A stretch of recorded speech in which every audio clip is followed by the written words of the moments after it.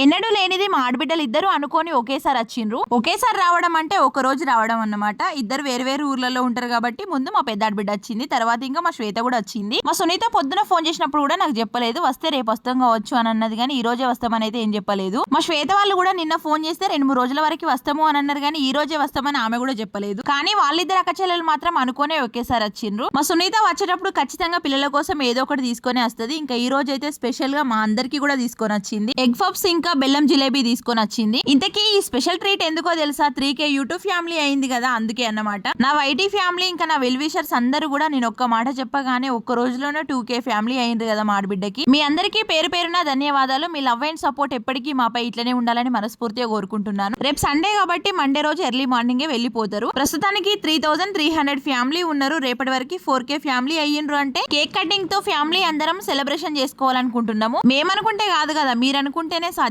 Please subscribe చేసుకోండి. మా Sunitha channel ని కొలాబ్ చేస్తున్నా ఈ వీడియోకి.